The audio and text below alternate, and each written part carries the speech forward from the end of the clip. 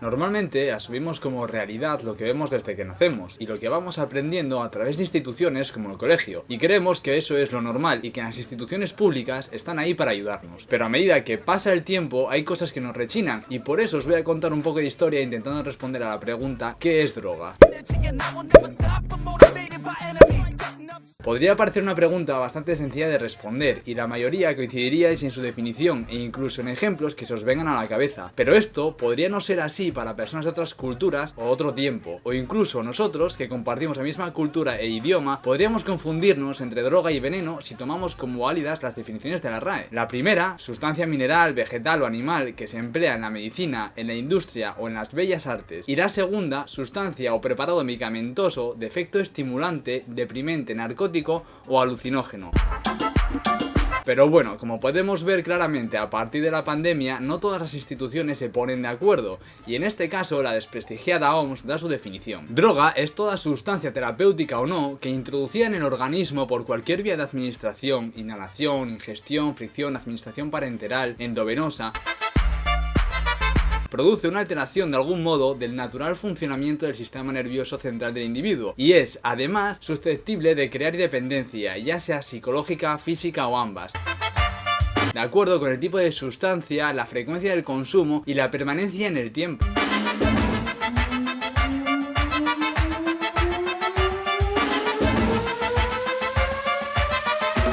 Y si seguimos buscando, podemos encontrar la definición griega, escrita y admitida antes de que comenzaran las grandes restricciones, y que denominaba pharmakeion a la sustancia que comprende a la vez el remedio y el veneno. Y es que una característica que comparten las drogas y el veneno es que hacen efecto dependiendo de su proporción, al igual que los medicamentos. Una aspirina, por ejemplo, puede matar a un adulto con una proporción mayor a 3 gramos. ¿Por qué entonces podemos disponer de aspirina o cianuro de potasio de forma legal y no de otras sustancias que en nuestra cultura asociamos a drogas? Por la regulación especial de cada una de ellas. Hasta 1925, por ejemplo, la heroína era consumida por la clase acomodada, con empleos u objetivos empresariales que desarrollaban sin problema. A partir de 1924, el Congreso de Estados Unidos dictaminó que no habría ningún uso legal de la heroína, pero en el resto del mundo y en el mercado negro siguió consumiéndose, llegándose a calcular una producción de 34 toneladas entre 1925 y 1930. En las farmacias alemanas se pudo conseguir heroína hasta 1971, en la reforma de la Convención Única de Estupefacientes, y de la que luego hablaremos. Y si nos remontamos más en el tiempo, nos encontramos con que en Rusia no se pudo beber café durante medio siglo XIX, con condenas por desobediencia en las que te mutilaban las orejas o la nariz. Si en su defecto eras un consumidor habitual o un distribuidor, la pena capital estaba servida.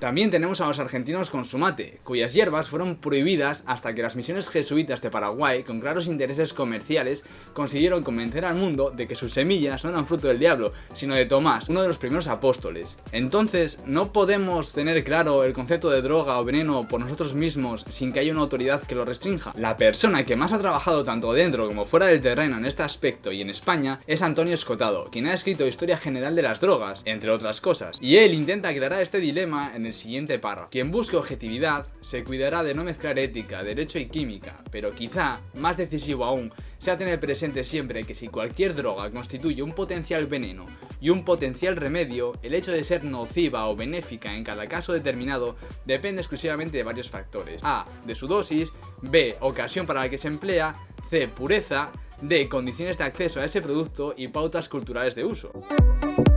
Como vemos, incluso con esta definición es complicado abarcar unas características comunes para englobar todos los tipos de drogas que ya conocemos, y que las nuevas tengan un fácil encasillamiento. Más aún cuando, una vez definidas, hay que clasificarlas como legales o ilegales. ¿Quién toma esta decisión y por qué?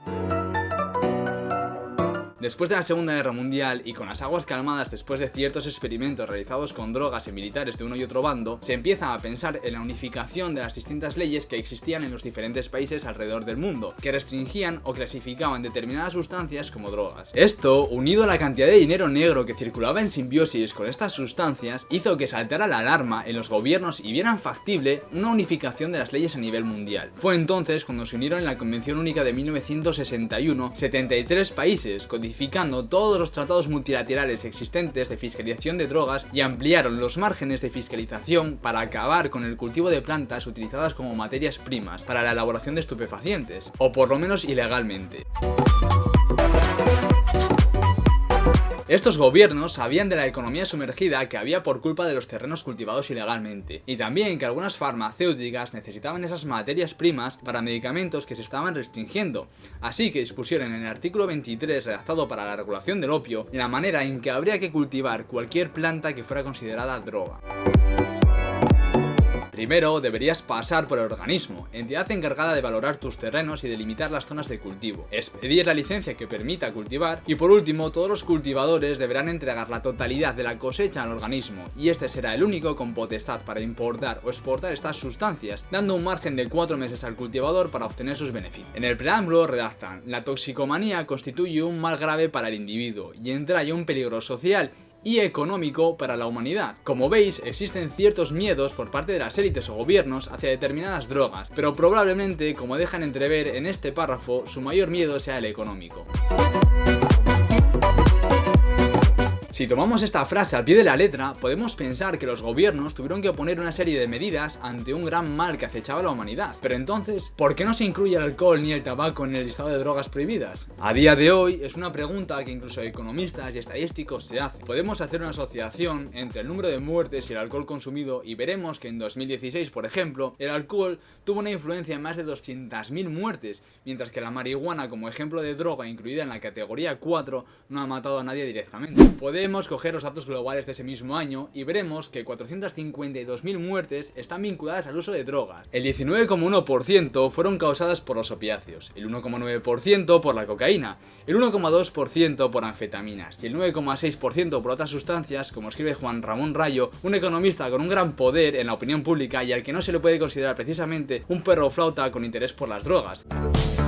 Pero no solo eso, el 44,5% de esas muertes, más de 200.000, se debió a una cirrosis o cáncer de hígado, vinculado al alcoholismo. En el caso del tabaco, las cifras son parecidas. En palabras del director de la OMS, cada año el tabaco mata a 8 millones de personas, como mínimo, y varios millones más padecen cáncer de pulmón, tuberculosis, asma o enfermedades pulmonares crónicas causadas por el tabaco. Recordad que esta pandemia tan terrible que estamos sufriendo se ha cobrado en 9 meses 930.000 vidas y hemos estado encerrados mundialmente. Con estas cifras y viendo la posición que toman los gobiernos ante sustancias consideradas drogas como esta, lo lógico sería esperar el mismo recrudecimiento en las leyes. El problema es que resulta un mercado atractivo para los gobiernos. En el caso de España, alrededor del 80% del precio del tabaco son impuestos. En 2019 la recaudación se mantuvo en 9.000 millones de euros, pero hacen una inversión inteligente porque solo gastan 14 millones de euros en planes antidrogas.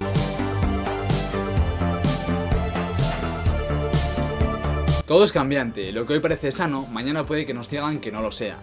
Lo que hoy puede ser un medicamento, mañana podemos darnos cuenta de que es una sustancia adictiva que nos mata lentamente por una circunstancia distinta a la que quería solucionar. En ello entran en juego los medios de comunicación, el marketing y la publicidad, que en muchos casos está subvencionada por los de siempre. Un caso llamativo es el que sucedió con los tranquilizantes. En el 71 le tocó a los barbitúricos y algunas anfetaminas pasar por la Convención Única de Estupefacientes. En 1985 le tocará a las benzodiazepinas como son el diazepam o Valium. La farmacéutica Winthrop lanzó al mercado la pentazocina en 1967, presentando el fármaco como un analgésico ideal, potente y no adictivo. Para promocionar su producto y demostrar que no era algo perjudicial para la salud, hicieron el lanzamiento en una conferencia de policías dedicados a la persecución de los estupefacientes en Louisville. El presidente dijo en aquel momento: la pentazocina abre una nueva era médica que asistirá pronto a la desaparición del tan extendido uso de estupefacientes. Al año siguiente empezaron a aparecer consumidores idiotizados por el uso descontrolado, con síndromes de abstinencia. La sustancia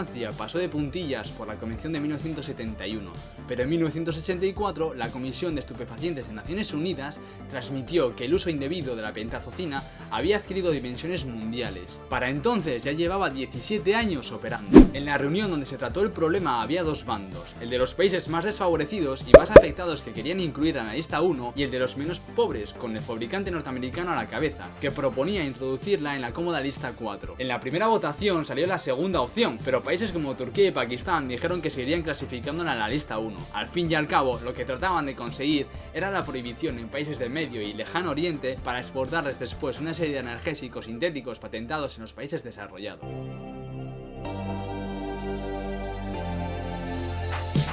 ¿Qué conclusión podemos sacar? Que en realidad el orden que tenemos responde a un control económico que lleva operando desde al menos más de un siglo. Las grandes farmacéuticas junto al resto de élites mantienen sus apariencias y compran a los grandes medios de comunicación nacionales y mundiales para ocultar datos. Gracias a Project Censored, una iniciativa creada en los 70 donde alumnos, profesores y periodistas exponen las noticias anuales de relevancia que no han salido en ningún medio, podemos ver que al menos 64.000 muertes fueron por sobredosis de drogas en 2016 y que un 80% se atribuyen a los medicamentos legales que contienen opiáceos, un número mucho mayor que otras drogas ilegales y que se han intentado ocultar por todos los medios. Pero no solo se provocan muertes activas con las leyes y restricciones que nos imponen, también existe un número enorme de personas con distintos problemas que no pueden acceder a sustancias beneficiosas para paliar una enfermedad o incluso poder vivir. Por ejemplo, una niña de 13 años, Charlotte Figi, que sufría el síndrome de Dravet, un tipo de epilepsia que a partir del segundo año afecta a las habilidades cognitivas, empezó a utilizar aceites de CBD, un extracto de la planta de marihuana, ayudándola a rebajar el número de ataques epilépticos de 300 semanales a una decena, o la cantidad de pacientes con depresiones y ansiedad que podrían beneficiarse de este tipo de sustancias. Tribus y culturas de todo el mundo mantienen sus costumbres, en las que vemos cómo de una manera u otra consumen drogas que les hacen comunicar con su cultura y quizá abstraerse. Los Yanomami, por ejemplo, snifan un polvo de una semilla leguminosa que les hace alucinar, y estas personas no tienen el concepto de droga como el de la sociedad en que vivimos. La marihuana ha estado penalizada en el último siglo, mientras que ahora comienza a regularse. 13 estados de Estados Unidos ya la han legalizado, al igual que Canadá, y es que el problema existe en la prohibición. Los estados tratan al pueblo de forma paternalista, diciéndoles lo que deben o no hacer en cada momento y circunstancia, acotando los límites de sus acciones y creando personas sin educación, incapaces de utilizar las drogas como el recurso que pueden llegar a ser, creando un mercado negro probablemente más perjudicial para muchas zonas que la propia droga. Fin.